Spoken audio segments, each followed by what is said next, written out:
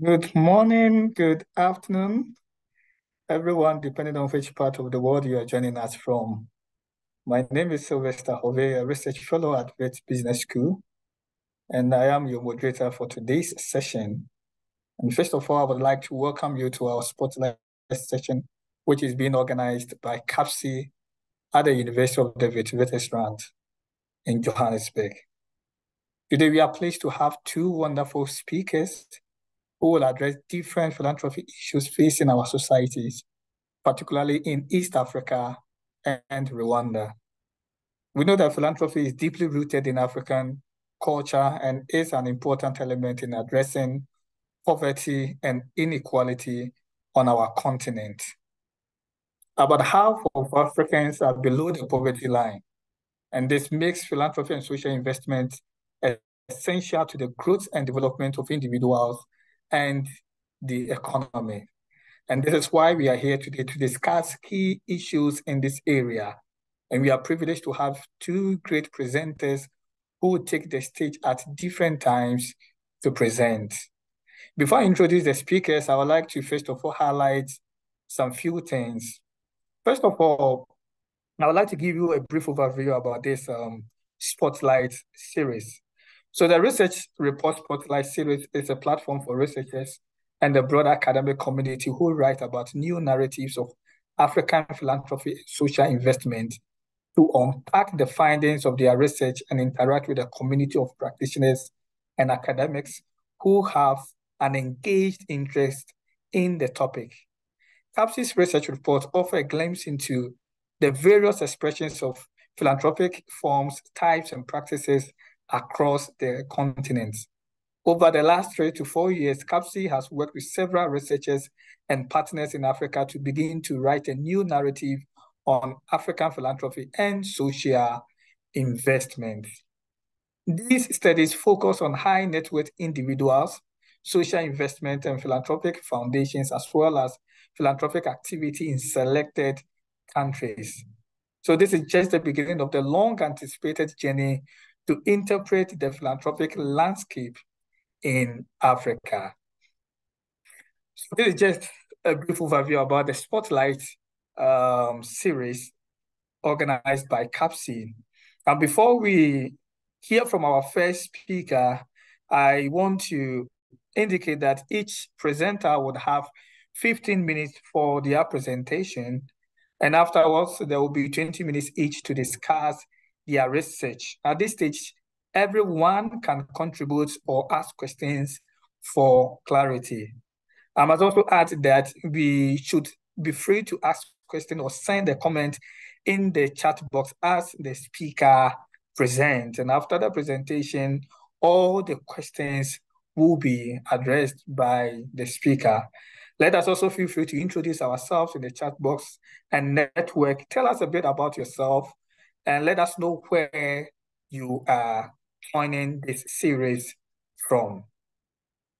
The first speaker for today's Spotlight session is Roland Banya, who will be presenting on the topic Landscape Analysis of Social Investment in East Africa. Now, Roland is an independent consultant and is a development finance specialist with more than 10 years of academic and professional experience.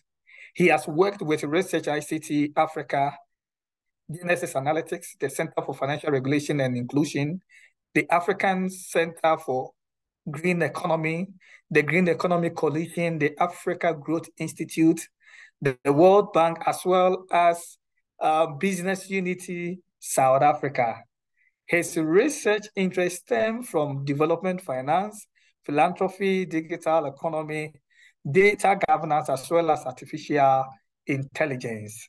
He holds a bachelor's in economics from the University of Cape Town and an MSc in international finance and economic development from the University of Kent, and a PhD in development finance from the University of Cape Town's Graduate School of Business. So at this moment, I want to humbly hand over to Roland to begin his presentation. Roland, you are welcome. Thank you so much, Sylvester. Let me upload my... Okay.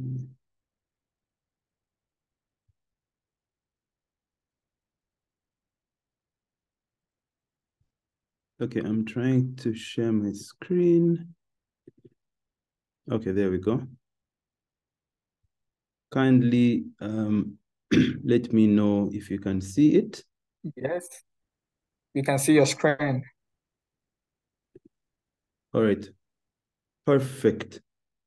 So thank you so much, Sylvester, for the introduction. I'll just get straight into my presentation. Okay, so this is the outline. So I'm going to speak about, I'll go through an introduction of the research that was carried out. I'll speak about the methodology, then I'll speak about the findings and get into the discussion, and then conclude and a few recommendations going forward. So as we know, the attainment of the sustainable development goals in Africa has been largely inhibited by a huge challenge of gross funding gaps. So there is clearly a funding gap in meeting these SDGs. Social investment has emerged as a new and proactive approach to meeting this gap. And I'll define what social investment is in my next slide. Just to note that East Africa has been a major focus for this investment. And this can be attributed to, the high economic and population growth that has been evidenced in the region. However, we see that, this social investment has actually emerged as an important source of development funding for different aspects, whether it's financial inclusion, whether it's agriculture, health, and so on and so forth. But we see that there isn't a lot of coherent literature on the current landscape of this social investment ecosystem in the region. Who are the dominant investors? What sectors do they fund? Is this investment actually absorbed at the grassroots level? Is there a mismatch? And what challenges are faced, and so on and so forth? So this research was actually carried out to understand what this current landscape was, to identify the key priority areas for social investment players, as well as identifying opportunities as well as challenges that are being faced in this region. The research looked at 3 countries in East Africa. So we zeroed in on Kenya, Tanzania, and Uganda. So just to conceptually understand, there are broad and diverse interpretations of what social investment is. A simple definition, however, is that social investment can be viewed as resources that are needed to bring about social and environmental impact. Social investment entails using private sector investment to amplify public benefit. So before we started conducting this research, really, we carried out an ecosystem mapping using a social investment market framework to look at who these players were and which sides they came from. We realized there is a demand side, there is a supply side, as well as intermediaries. So the demand side would be your NGOs, your incubators, accelerators, community organizations, really people who receive the funds and disperse them on the ground. And your supply side would be your development finance institutions, your philanthropists, foundations, high net worth individuals, impact investors, and so on and so forth. And intermediaries would be government players, microfinance institutions, investment banks, stockbrokers. So these are players who actually catalyze social investment in the ecosystem. So this was important for us to understand before we went into the actual research. The research used a mixed method approach. We employed the exploratory sequential design methodology, which involved 3 phases. So the first phase was secondary data collection analysis. So this was predominantly desk study. The second phase was a quantitative data collection analysis, where we actually carried out interviews with players across the region. And then the final phase was really bringing this together and linking the data from the two separate strands of data, to make sense of what had been found in the first phase, which was the secondary data collection phase. So getting into the findings and discussions. So from the results of the study, we saw that DFIs and foundations, as well as impact investors, play a significant role from a supply side perspective in the region. These are institutions that provide this actual funding that's needed to fund different aspects of development. We see that most of the DFIs investing in East Africa emanate from the global north, and that is not going to be a surprise for most people on the call. We, however, see a large percentage of local foundations playing a role in the ecosystem, which is quite encouraging. A plausible reason for this could be, we're seeing there's a growth in the middle class, which has led to an increase in the pool of corporate foundations operating in the region. A notable example here would be the Aga Khan Foundation, which is carrying out a lot of key development work across these countries that I've mentioned. From the demand side, we see that non-profit organizations here play a key role in the ecosystem. NGOs provide an important service to society by concentrating on the gaps that are not necessarily addressed by corporate or governmental sectors. So NGOs really go down to the grassroots and play such a significant role. We also see that business incubators are growing but still nascent in the region. Across most of the institutions surveyed, we saw that most of these operate in more than one country across the region. And Kenya and Tanzania had the most organizations operating within their borders. A reason for this could be that these two countries have probably a better access of pipeline to projects or implementing partners. There is also better institutional governance, and those could be, plausible reasons as to why we see these institutions operating mostly in these two countries. It's also important to note that most foreign DFIs operating in the region are headquartered in Nairobi.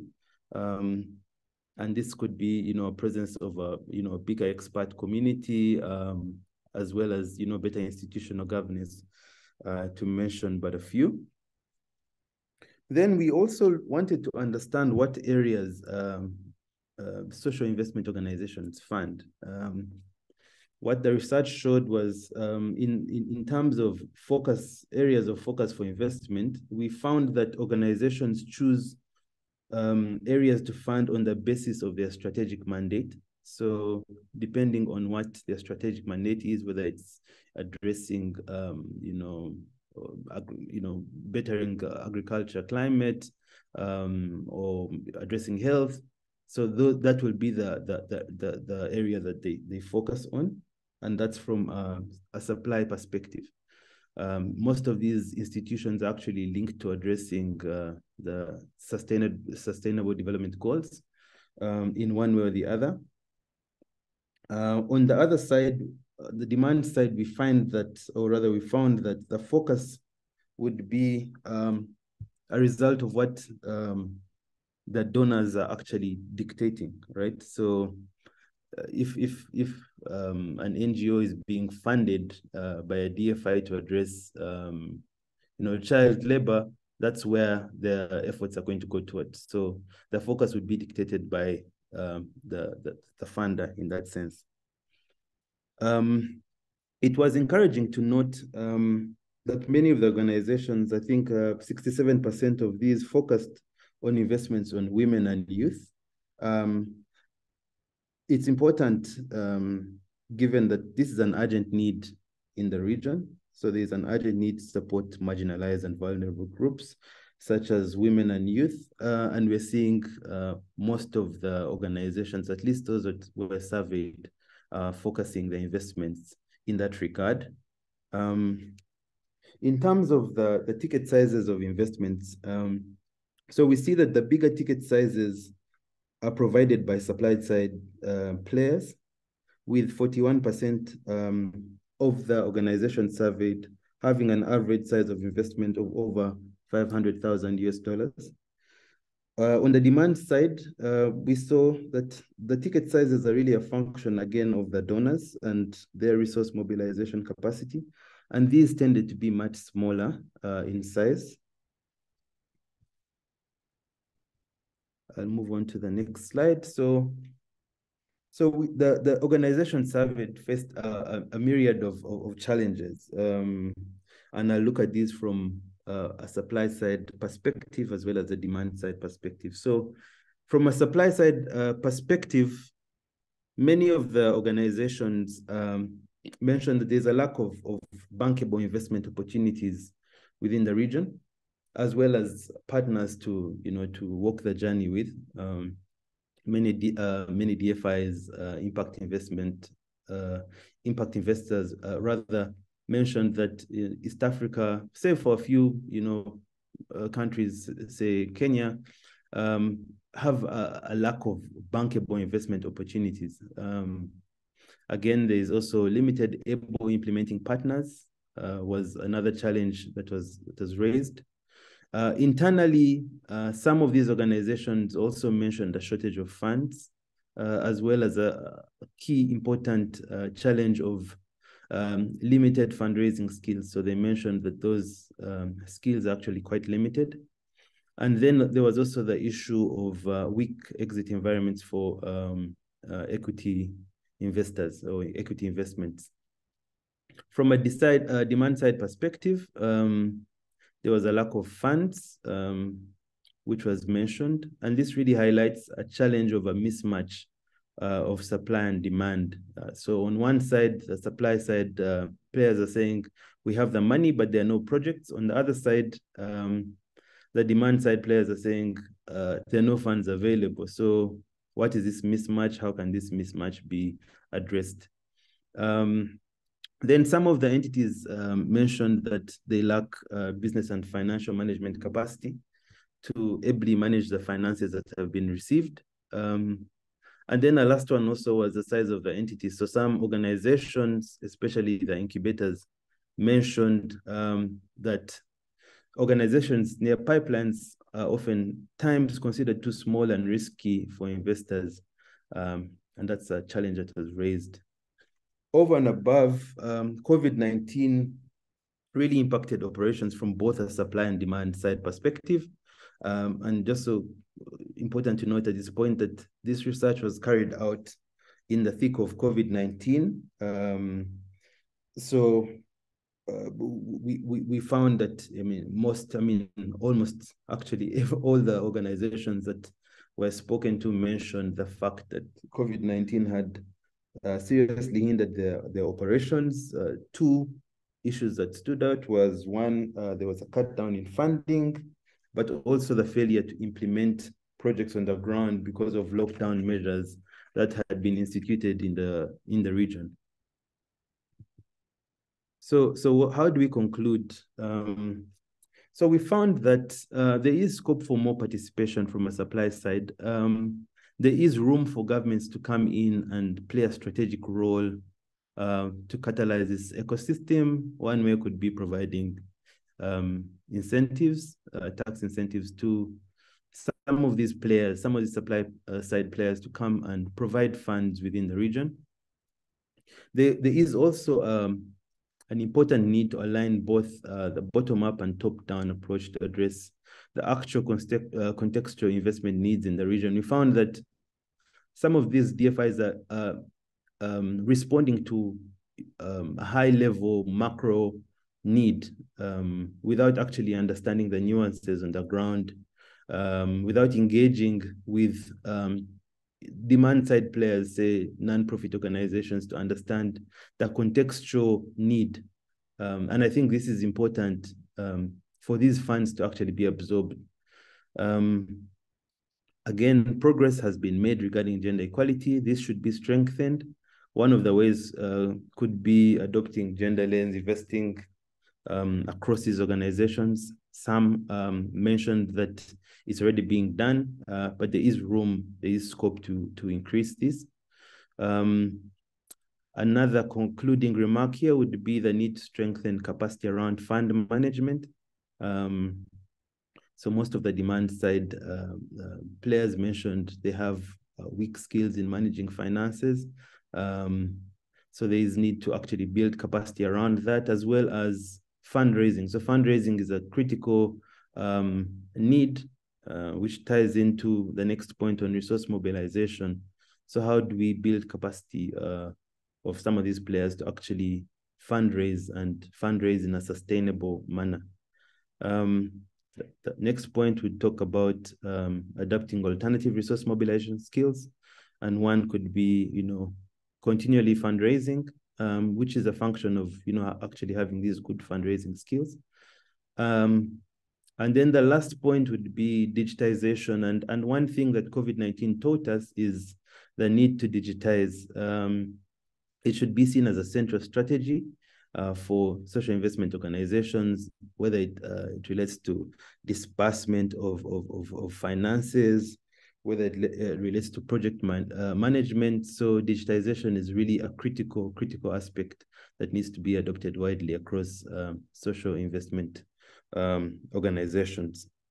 An area of research that wasn't touched on that I feel was critical is we going back to the social investment framework, we saw that there are three players. So there is demand side players, there's supply side players, but also intermediaries. And it would be important to study what the tension is between these three distinct groups and how better to harmonize and catalyze this ecosystem. So probably an area for future research going forward. Thank you so much for your attention, and I'll stop here and welcome any questions or comments. Wow, thank you so much, Roland, for this presentation. You were right on time, and we have indeed enjoyed this presentation, learning a lot about social investment in East Africa. And I think this is one of the most important things that are needed in, Africa to help resolve the issue of inequality on our continent. Yeah.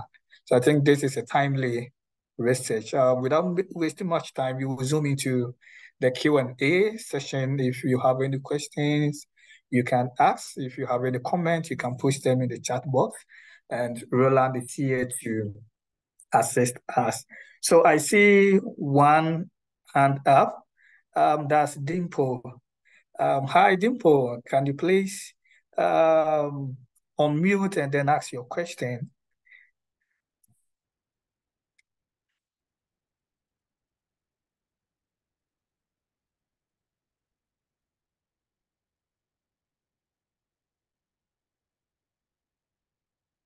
Hi, Dimple. Okay, so before Dimple says her comment with us, there is another question in the chat box which says, what was the basis for selecting Kenya, Uganda, and Tanzania selection process, and why you focused on them? So is there any special reason for choosing these specific countries for your study? Roland? Okay, thanks for that question. I think the reason for focus on these was primarily because there is a bit of literature in these countries, but also looking at the flow of funds into the region. I think I was focusing on the countries where the most funds were flowing to, which was an indication of the influx of social investment organizations in these countries. So really simplistic methodology, but really the two things were where the literature was and where the flow of funds, which countries the flow of funds was moving to. Okay. And also, you spoke about the supply and demand side of social investment, and one of your key findings showed that the supply of investment capital is somehow misaligned with the demand from organizations and businesses as the result indicate that demand actually outweighs the supply. What could be the reason for this? Could it be that maybe charity organizations or philanthropists do not see the need to invest in these areas, or they are financial constraints?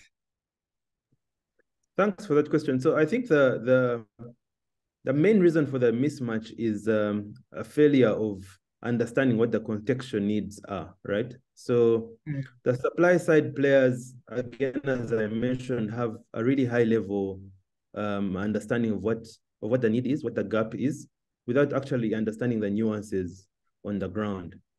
So I think to address this mismatch, there needs to be critical engagement of both players. NGOs, for instance, as a demand side player coming and articulating what the need is, with a DFI who is providing the financing or funding to actually meet these gaps. So I think that would be one way in which this mismatch would be addressed. And also, Okay. I mean, another issue would be, the lack of capacity, right? So the demand is there, but some of these institutions, as I mentioned, lack the actual financial capability to manage these finances. They don't have teams in place to actually handle these big ticket size investments. So as a DFI, you'd be wary trusting this investment to a small little non-profit that doesn't have the capacity to absorb this financing. So I think, yes, there's a demand, but capacity needs to be built in that regard for demand side players to better handle the money that's coming in, or the funds that are coming in. Well, that's interesting. And before we move on, there's another question from Neville. And he's asking, what was the way used to integrate the qualitative and quantitative phases of the exploratory mixed method used in this research? And there is also another question. I don't know if you want to address both of them at a go, or you would want to address that of Neville before we move on to Koze's question.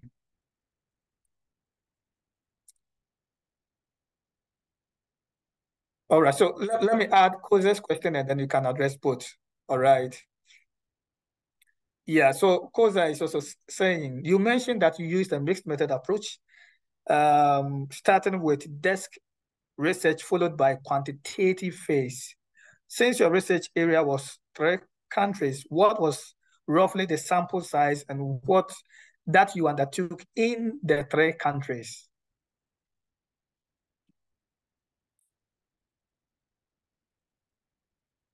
Sorry, we can hear you. Oh, sorry. So your first question was, how did I integrate both phases of the research? Yeah. Okay, so so the first phase was secondary data collection, which really was a desktop study. And then the second was, I carried out interviews across the 3 countries, so quantitative data collection.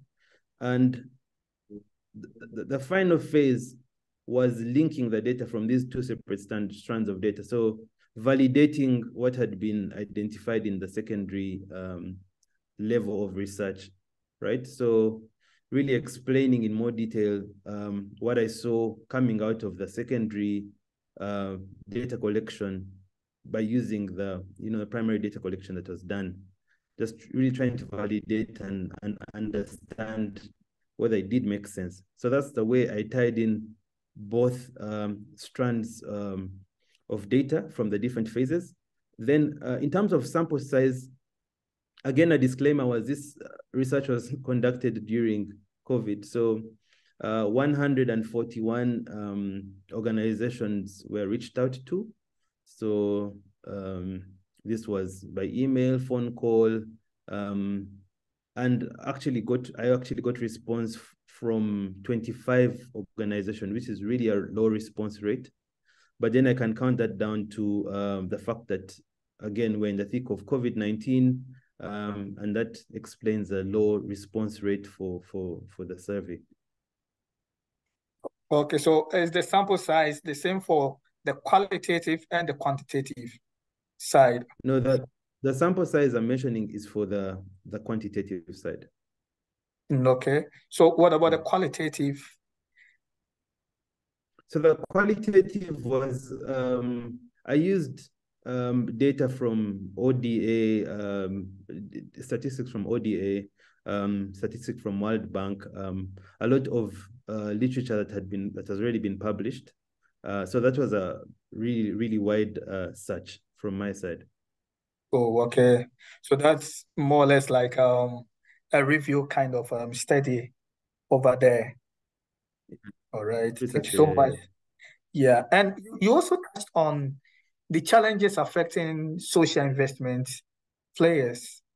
So my question is, what could be the remedy to these challenges? I know you highlighted a few things that could be done, but are there further issues in terms of the political and institutional environment which needs to be addressed?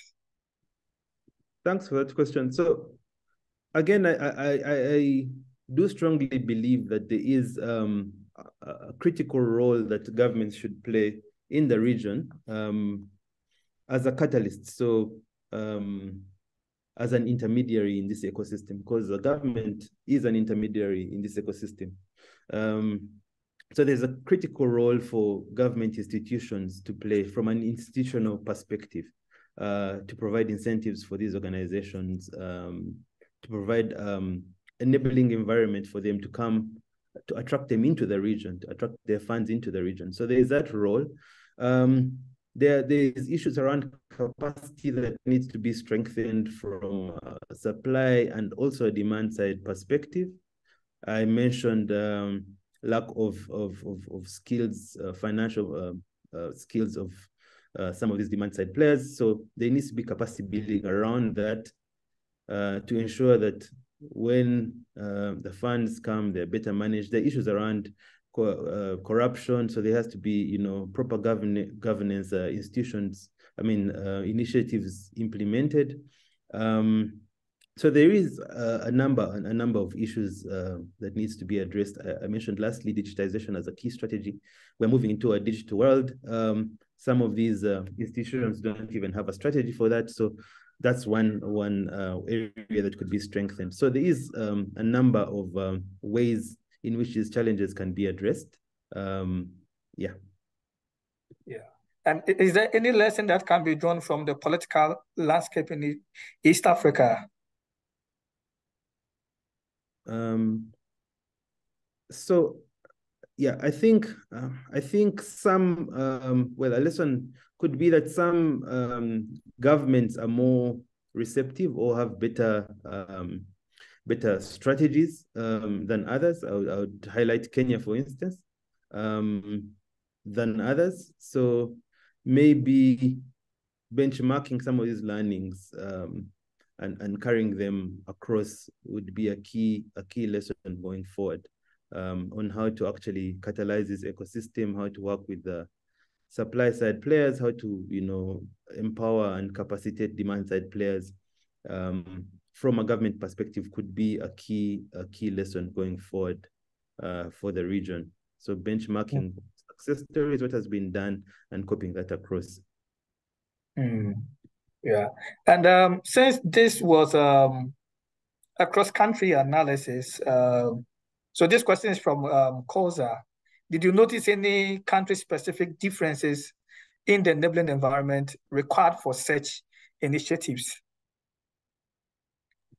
Yeah, as I've mentioned, some governments are more receptive, and I guess the indication is seeing how many organizations are headquartered in different countries. I think I mentioned Kenya and Tanzania have the most across the region.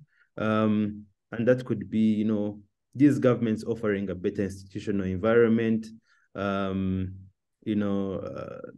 with issues like corruption, nepotism, which don't miss across Africa, but some countries probably are better at handling. So this is some of the lessons that I learned, or rather the research showed across the region. So some countries have better institutional frameworks in dealing with social investment players better than others. Okay. So I believe in your study you have specific recommendations for um, specific countries depending on the differences they have in terms of the results you had from them. Yeah. And then so in terms of the DFI's development financing institutions, you first of all indicated that most of these social investments address inequality. So the first part of the question is, why is this important and what are the implications? And also in the case of the DFIs, why is it difficult for them to align their investment focus to gender equity? Because that was one of the things that I noticed in your research. What could be the reason behind it? So most of these DFI is actually like you rightly said, focus on financial inclusion. And I guess that is pretty much their mandate, right? So they're development finance institutions.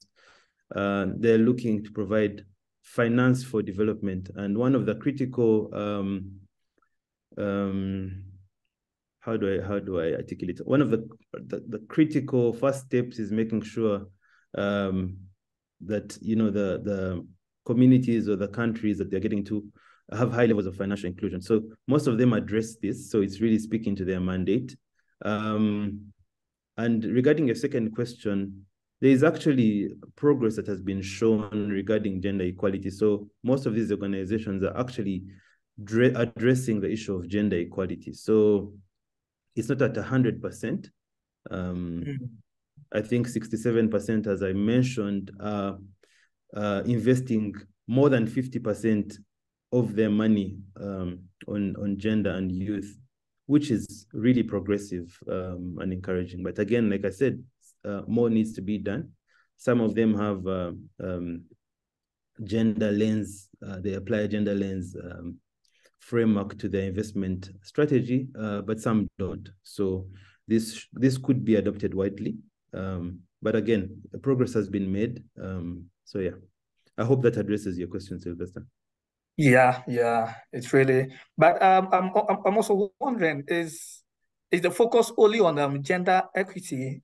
What about the other groups belonging to the marginalized?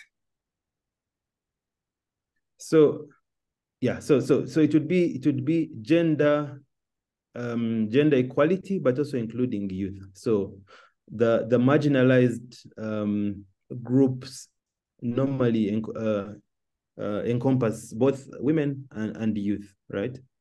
So Yeah, that's and maybe the disabled.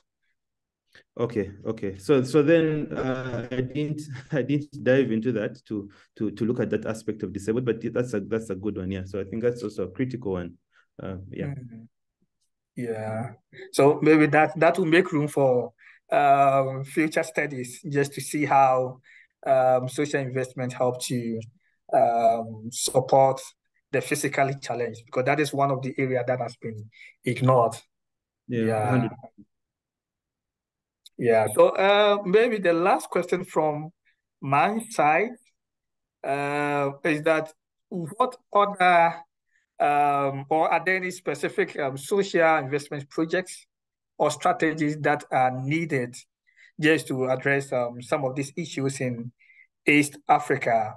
Maybe things they are not doing, but which are needed to be done in the near future.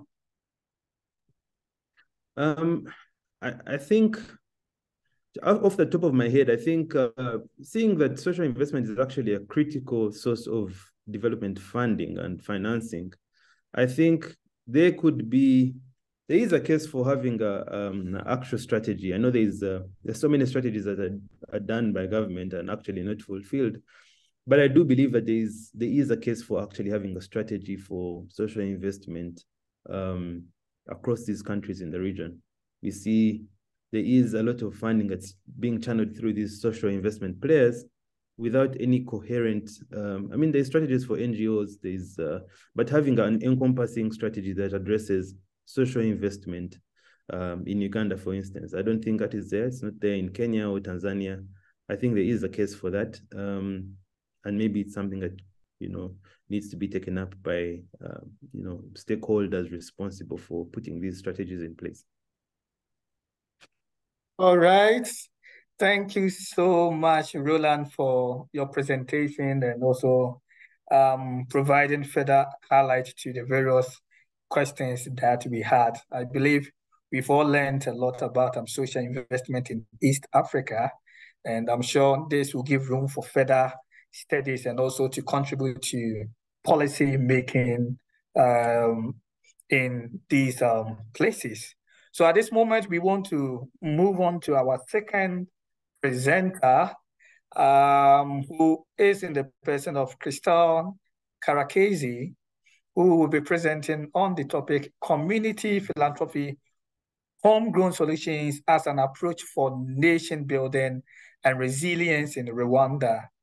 Now, before Christelle comes in, I would like to give a brief bio about her. So Christelle is actually a business development manager at WaterAid Rwanda. She's married and a mother of 2 boys. She studied business administration and project management and has more than 17 years experience in international development, exclusion and poverty-related issues, and 8 years at senior level business development, funding plans and strategies, as well as global philanthropy.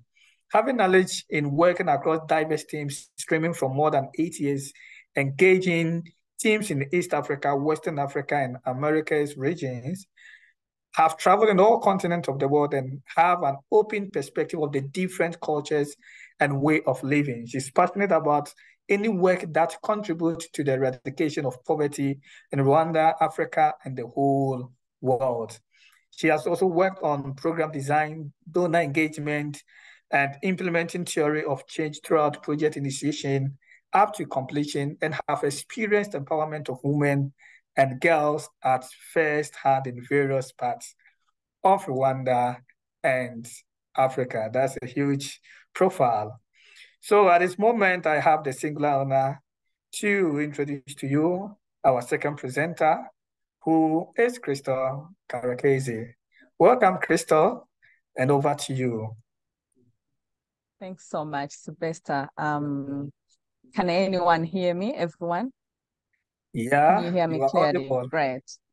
Thank you so much, and thank you for the very humble presentation you've made of me. Let me just allow me to put up my presentation just quickly.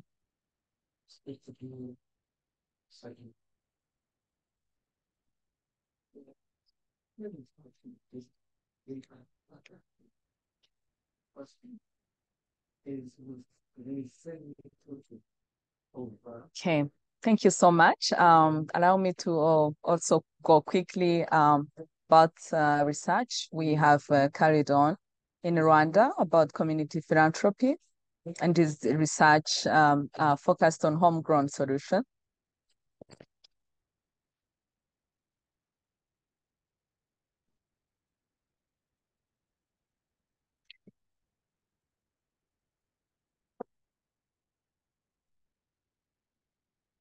Of the research, the methodology that we have used during the research findings and results, and then I would conclude with a few recommendations that we have given in the research. I just allow me to also recognize my author of this research, Cyril Turatinze. He's not with us today, but has allowed me to present also on his behalf. Thank you. So this research actually, when it was introduced, it was part of a bigger research that seek to look at and map community giving in many dimensions, and including the foundations in urban and rural context across Africa. But for the sake of Rwanda, we have approached the research looking at community giving, community setting, and explore the very well-known homegrown solutions as adopted as approaches of philanthropy in Rwanda, by the government of Rwanda, but also by the people of Rwanda. The rural and urban settings were explored to see, like the differences among the two areas. And we have highlighted key successes of, we have also collected case studies through from the people we met. We have also discussed key results. This is just a quote I like and I love from my president of one of the homegrown initiatives that was adopted in Rwanda, the Girinka, which is a Rwandan word. It means give or have a cow, have a cow. So yeah, as you can see, a member of community receiving a cow from another member of community. So the president himself said that he has actually looked and appreciated himself of how this program has transformed the people of Rwanda. And I love this quote so much because, like it's not only the people, the community, but also the high level authority of the country that appreciates the programs that we are discussing here. The aims and objectives of the research, we wanted to actually provide successful community philanthropy in Rwanda and giving, and Rwandan giving, also giving the people a platform and voices to hear from them, how these approaches have changed their lives, and how do they think these approaches are actually part of community philanthropy and can be shared in the continent and beyond. We also wanted to highlight the success stories of community philanthropy in these communities collectively as a new paradigm to development, and so to see how they can be provided to the continent. And also we wanted to identify opportunities for further development and capitalize on the trends for new, for this new era of development and new shifts, if I can say, of philanthropy. Like my colleague earlier presented, I think these two research happened the same time of the COVID-19 crazy period where movements were restricted.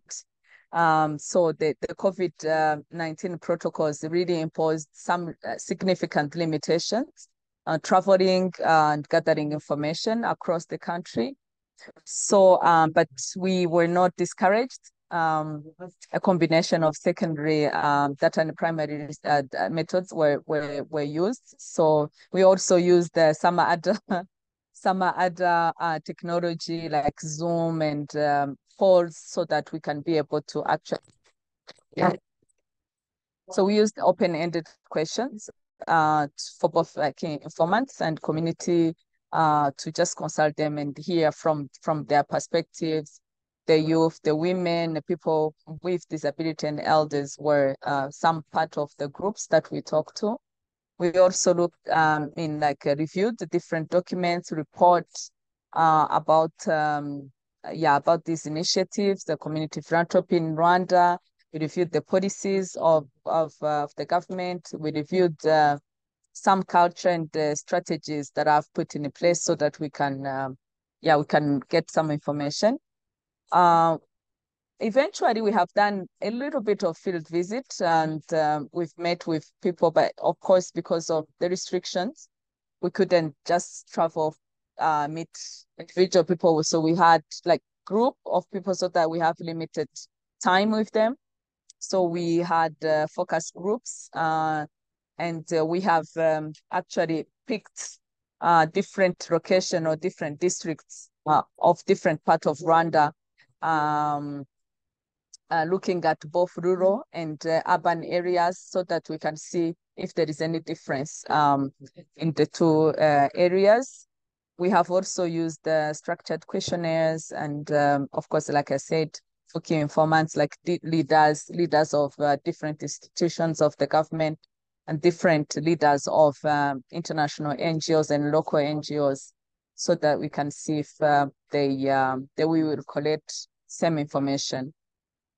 The data collected from the field, the desk review key informants, information were all of them triangulated to generate a general picture and actually give us summarize the report on the homegrown solutions in Rwanda. I would just talk briefly about key findings, and I've just highlighted just a few from my report. That I think my report has been shared, and you can go back to it and read more in details. But some of the key findings we saw is that during the desk review, we found that the colonial and the post-independence period did not really preserve the social cohesion of Rwandan social and community and these community-based initiatives, because the community-based initiatives used to be there even in the long time of Rwanda, but because of the colonial aspects of just embedding some of the policies from abroad, some of these initiatives were actually forgotten. But we found out that just right after the genocide against the Tutsi, these homegrown solutions were actually reintroduced in Rwanda, and some of them actually were to promote unity, to promote resilience and enhance really graduation from poverty and extreme poverty that was there at that time, as well as rebuilding the country, which was torn just right after the genocide against us in 1994. The homegrown solutions approach is embedded in the Rwandan culture and has been transferred generation to generation. So it means that people have been transferring these solutions from family to family, from generation to generation. So that's why we were approaching it from that level. It's actually a community philanthropy because it's embedded in the community culture. It's a way of people giving back to their own, supporting their own, giving and supporting and maybe uplifting their own. Yeah, so we find that that's that was quite a very strong one. In my report, I would discuss something, an example of Umuganda. Umuganda is a community work. In my country, if someone is in need of a house or is in need of something, so many people or maybe the neighbors will come together and build the house for a person. So in this way, some people in the Western world would not think that this is a way of philanthropy, but for us, we discuss it and find that actually this is a best way of giving back to your person, to your own, or to your family, to your neighbors. And yeah, so we also have other like donations such as food. People gather together and give food. We even noticed that in the time of COVID, feeding children that are affected by malnutrition, feeding milk. In Rwanda, cow and milk is something very precious, and families take it as precious as it is. So without a cow, a family and a mother and the children actually are not surviving, if I can say.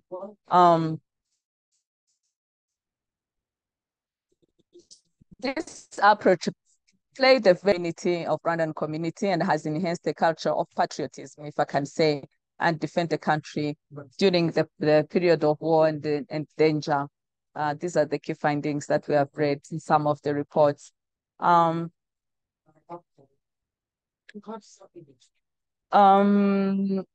There are many homegrown solutions or initiatives that have been introduced in Rwanda, as this table is showing in the key findings. But our report discussed just a few of them and have highlighted case study of just a few of them. I would talk about the Girinka, which is the first one in second one in green, the Umuganda, Umushyikirano, Udehe.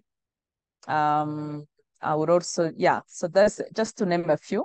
So our report did not actually go through all of them, but we had just highlighted those ones that we thought had a strong nature of community philanthropy and giving back to the community.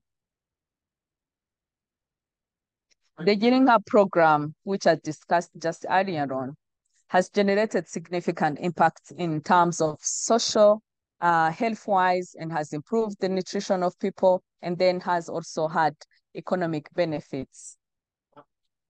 If you can, I think there is some reports that we have looked at, and they are actually have been showing how this culture of giving a cow, and the cow is given back to another person, and like that, the fact of having milk for drinking and for improving nutrition, but also milk for selling and having economic benefits back to the family has been really uplifting many of the family from the extreme poverty, and also increased the GDP per capita of the country, if I can say. So there are reports of the National Bank and the Ministry of Finance that clearly shows that there is a very strong correlation between this program and the increase in economy.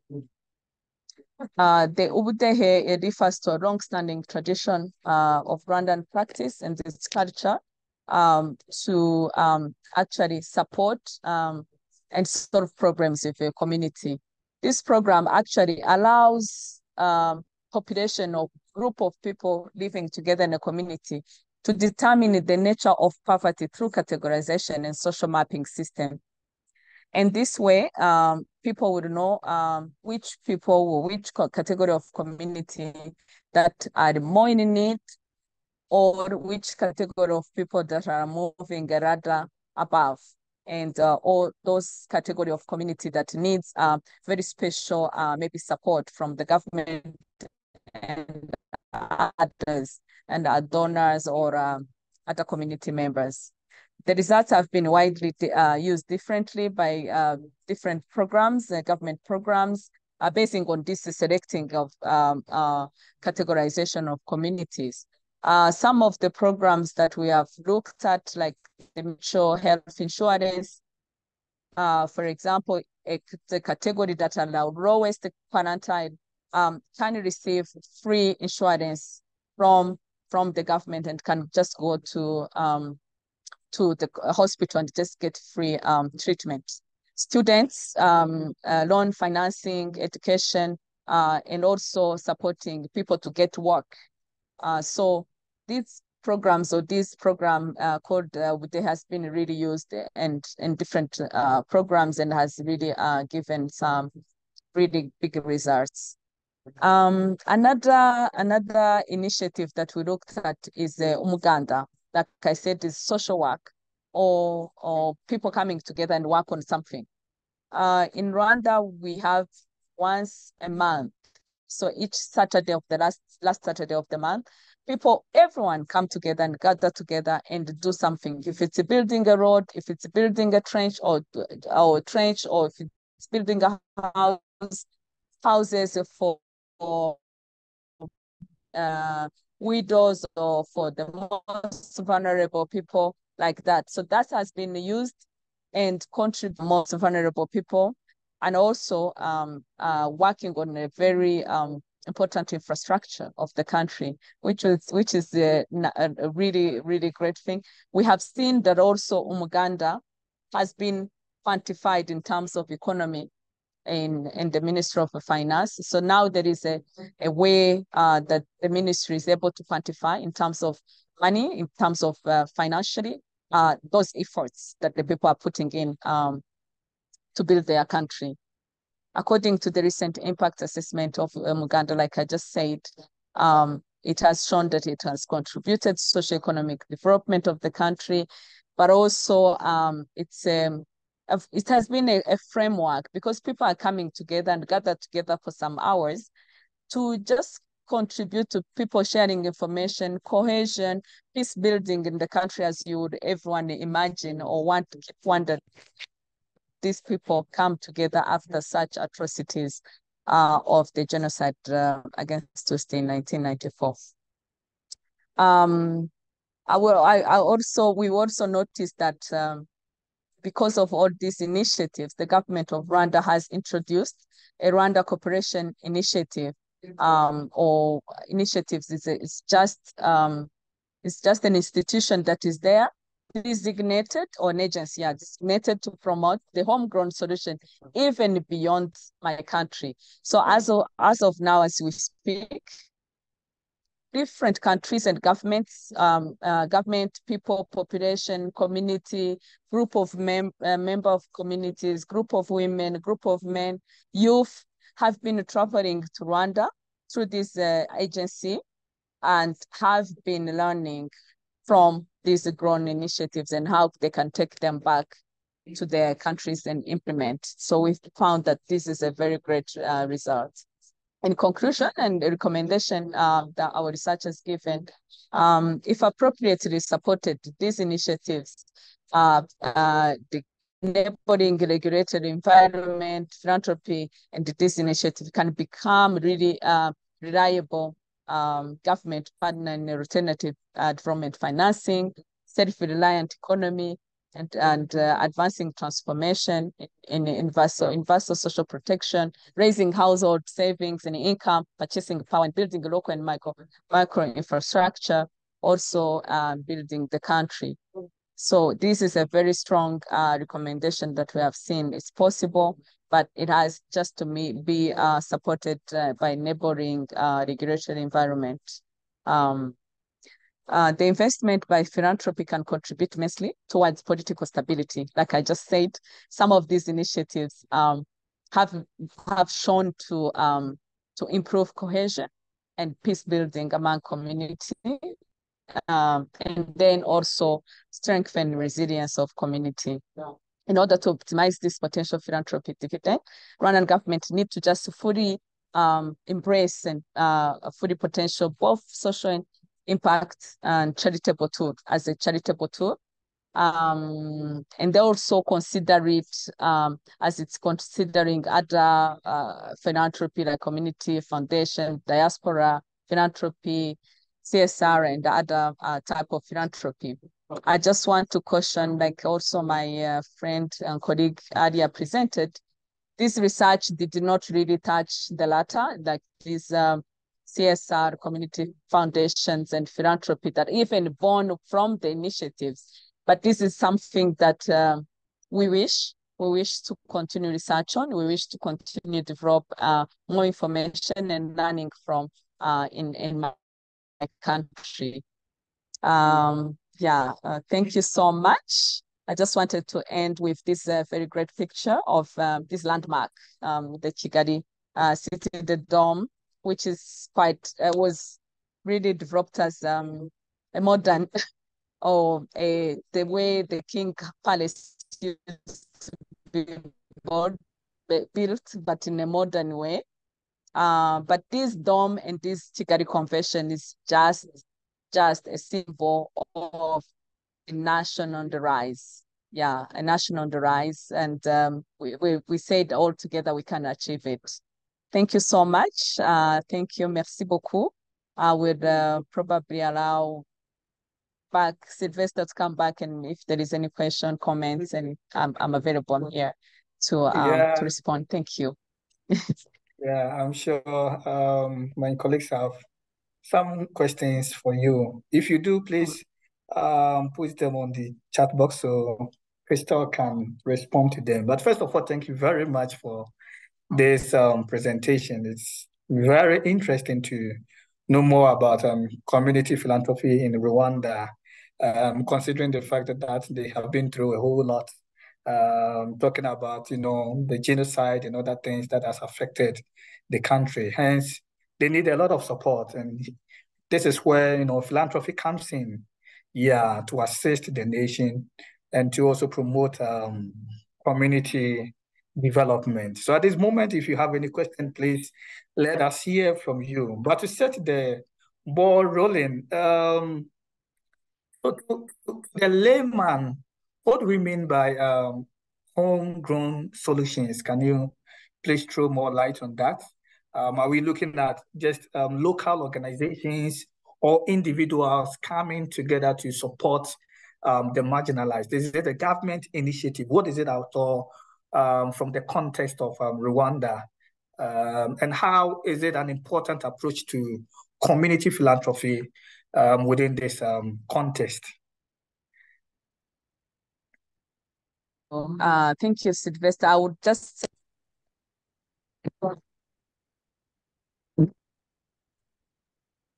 of the people and how they've been living the solutions that they are doing naturally having. Like we have in our African continent, where our mothers the child will be the parents find one half and two half to be together. They know that they have an actual cure for something. So those have been there from generation and past generation. They know that, for example, if there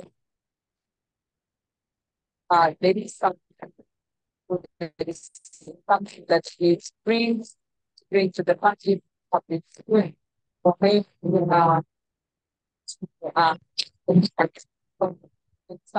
so these homegrown solutions, I can say, are solutions that are born from the way naturally people have been, their nature, their culture, how they have been for a long time.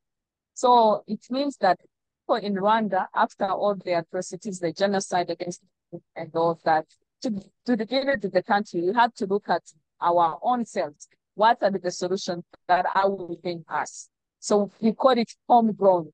It's within us. It's grown by us. It's not, we're not waiting for others to bring solutions to us. What is it that is in our culture? What is it that is us being, our ancestors been doing, so that we can learn from and actually solve this problem? I can also talk about one of the homegrown solutions that we did not, our report did not discuss. It's more of justice. So you imagine in Rwanda, there were so many people, so many perpetrators of the genocide, and they had to undergo justice, and they had to undergo like justice, go through courts. But if the normal courts, the Western courts, if I can say the way we know it, you cannot judge millions of people and finish by now. Like it was not possible. So we had our own homegrown solution where people come together, sit together in a community, and they judge their own people, give evidence, give testimony, and then they can find judgment for a person. So it was quick and all done for most of the people who have committed genocide during those times. So that's just one of a solution I can see. It was grown. It was from how our ancestors and our people used to do it from long time. They have to sit and think, okay, so we go back to that solution. I think it seems to be working. So that's how I can explain. Okay, thank you very much. So it's actually a way of life in Rwanda. Yeah, that is actually promoting this philanthropy initiative within the country. That's very interesting. But the other question is the effectiveness of this homegrown approach in terms of helping to address some of the issues in Rwanda. And I am asking this because of the level of poverty in the country. We know that the poverty level in Rwanda is around 50%. Hence, a lot of people do not have the financial resources to be supporting others. So I just want to know, how effective is this approach to philanthropy?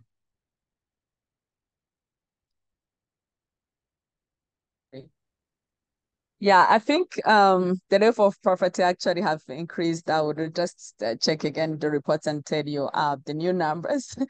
But if I can say that, like I explained before, different initiatives have been really effective in the way that they have uplifted the community house level income, but also community-wise infrastructure, if I can say. And this is effective in the way that not to wait for the central government, for example, to come down and build a road or build a house for widows or other like vulnerable people.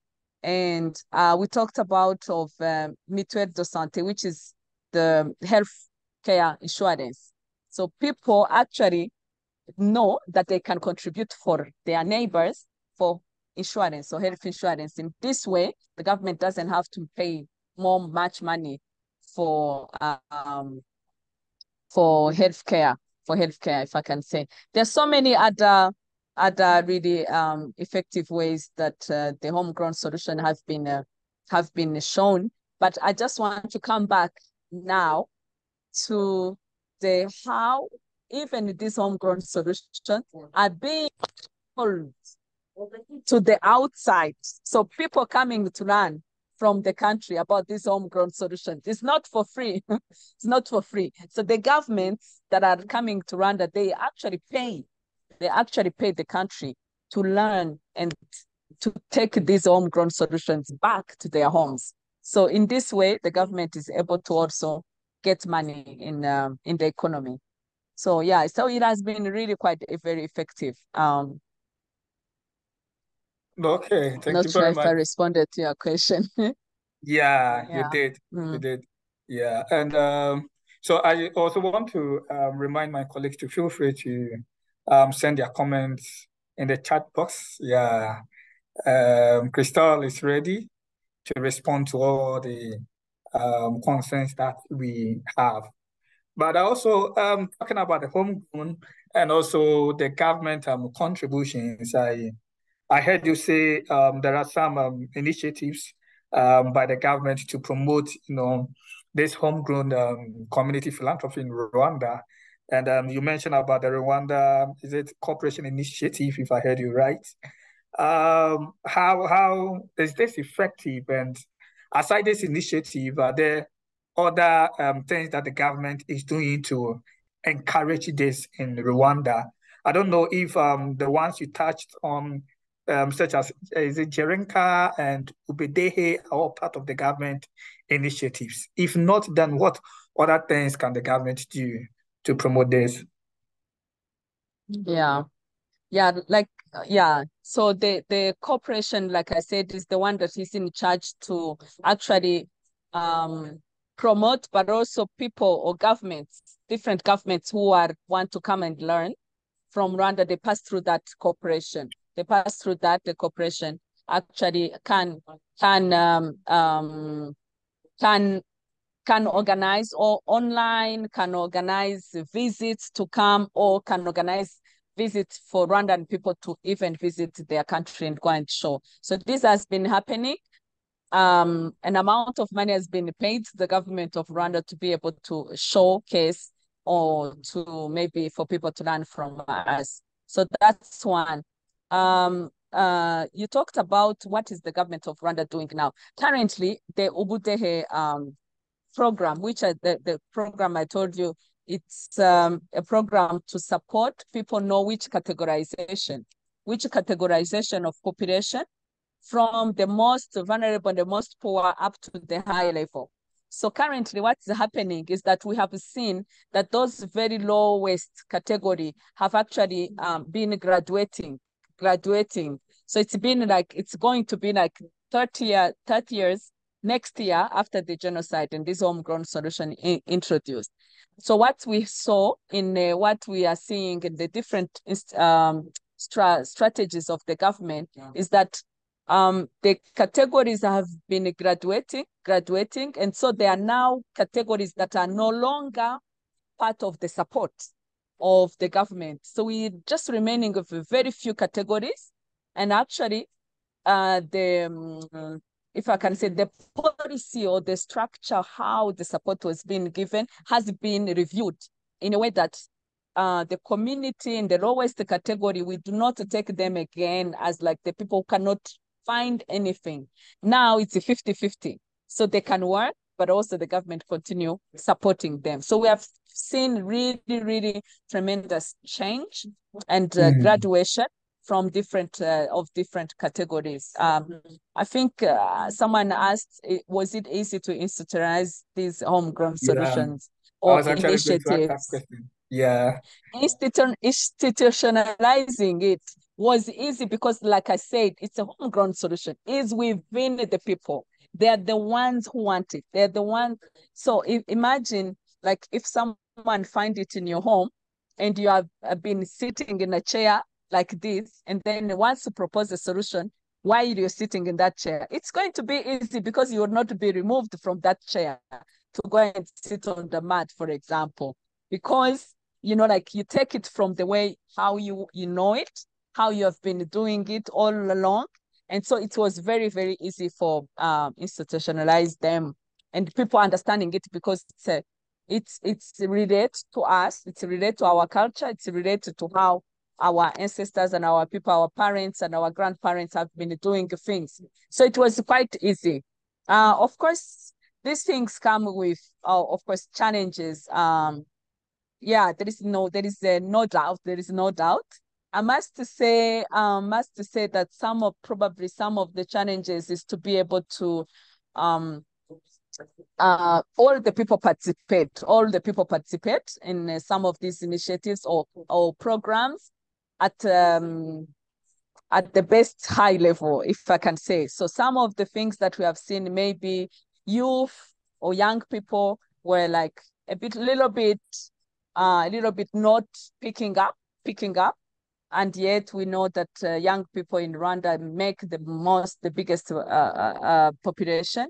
Women as well, because of course, as you know, of the whole patriarchy system that continue like putting women in that level of maybe fearing or not coming out or not embracing or taking up all these solutions. So that's some of these challenges. Some are related to, of course, the gender issues and gender gaps, and some related to maybe inclusion, you know, like including the most vulnerable people. But solutions have been found, if I can say, and I think the country is still learning, even though it has really evolved so much, and has these solutions have really supported the country to grow, and yeah, but I still learning, if I can say, yeah.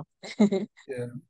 And in terms of the solutions, are these part of some of the recommendations that you have provided?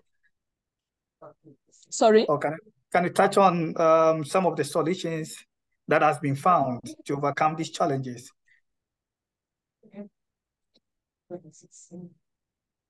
I'm not, sorry, come back. I did not get what you wanted to say. You indicated that some solutions has been found to overcome, you know, the challenges, and I'm asking if you can highlight one or two of these solutions. Yes. Some of the solutions definitely are how is the best way to, for example, what are the best way to for inclusion. So like I said, women, some of these people like keep lagging behind. But I think some positive actions have been found for Rwanda women to actually take the space in their community discussions, in their initiatives, leadership, including women at all levels. So that other women, even the community women, can see and learn from and actually take up. So this is one of the things I can say, like, my country has really, really done very well.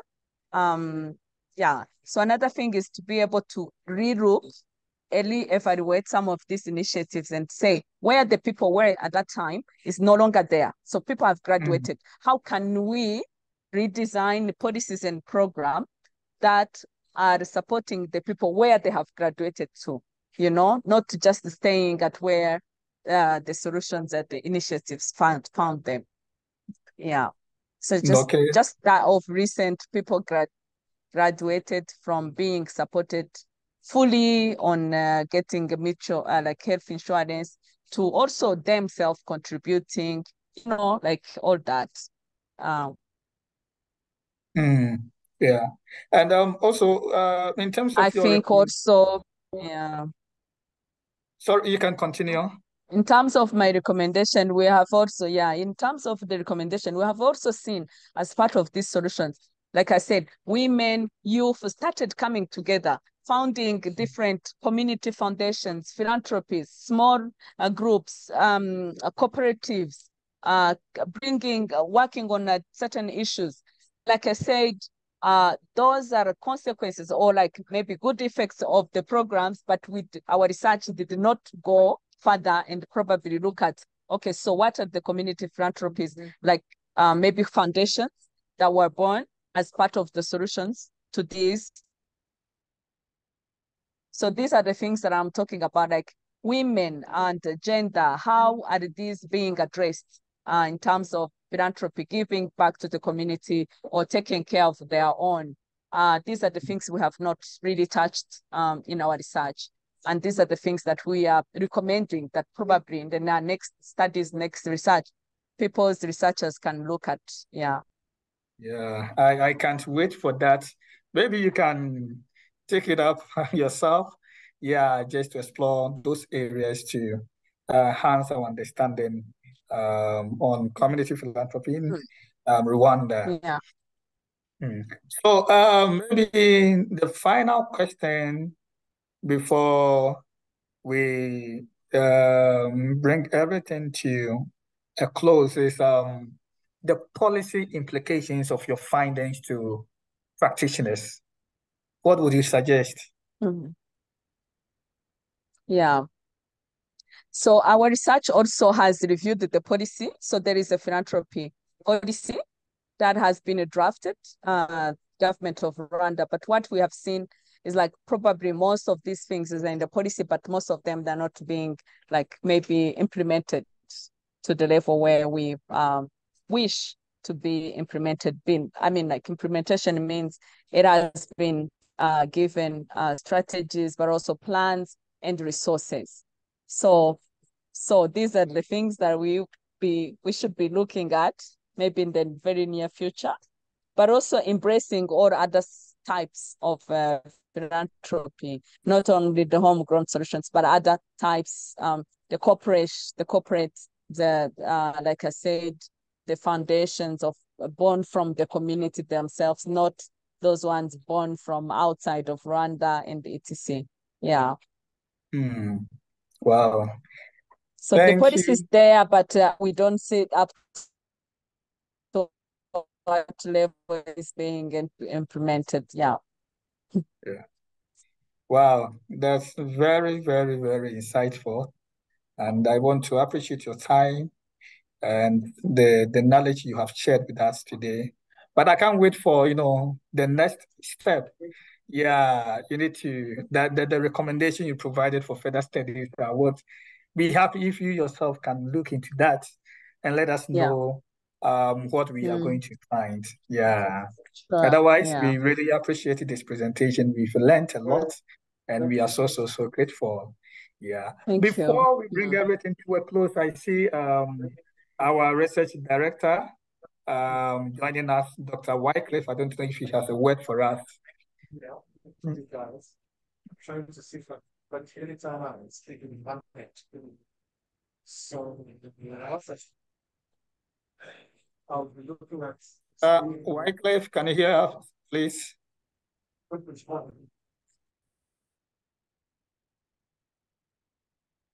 All right. Hello. Hi, we can hear you. Yes, Sylvester, thank you so much. I was initially meant to be just what do we call a delegate? A recipient of knowledge, not to be part of the high table that you occupy. But Christelle, thank you. I think I listened to this study before at the beginning of it, and looks like it has grown. You've gone into other aspects of it. So thank you so much for a beautiful presentation telling. roping us into the community philanthropy in Rwanda. And then to the moderator, that was really a good job, my friend Sylvester. You steered this ship very well, and I think our audience here, which I can't see, I do not have the capability of seeing how many people are attending. Sylvester, can you see? Yes, I think now we have 17 participants. Yeah, but some Yeah. have left to join other meetings. We were more than 20. Yeah. So it speaks to the outreach that we are doing with our research and actually the interest that we are generating. So we are happy with this process to continue, and I'm happy. I learn each and every time that I have this opportunity to listen through and also to be part of the people who are producing this knowledge. So thank you so much. And Christelle, I'm looking forward to read the new, the new, if there are new additions to what I listened to earlier before, because I could hear a few other examples here and there popping in, and also part of the challenges that, including the questions, intelligent questions that Sylvester was putting across. If you have this one updated, maybe you could easily let us know or send to us so that we can also to other recipients of this type of knowledge.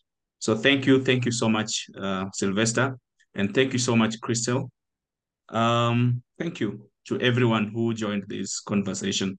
So I don't know, Sylvester, don't know whether you want to still continue to other components of this meeting, or that Yeah, is so the I end of think it.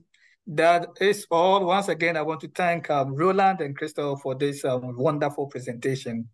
You have indeed enhanced our understanding of social investment and community philanthropy in East Africa and Rwanda. And I believe this will go a long way to influence policy making. And to my colleagues or attendees, thank you so much for attending. I know we are all busy, but we still made time to grace this occasion. And as I indicated earlier, my name is Sylvester, and I have been your moderator for today's spotlight session.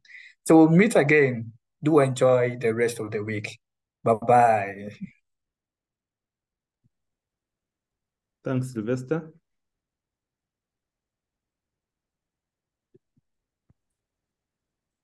Thank you, Roland. I came late, man. I'm sorry I didn't get to listen to you. Thank you.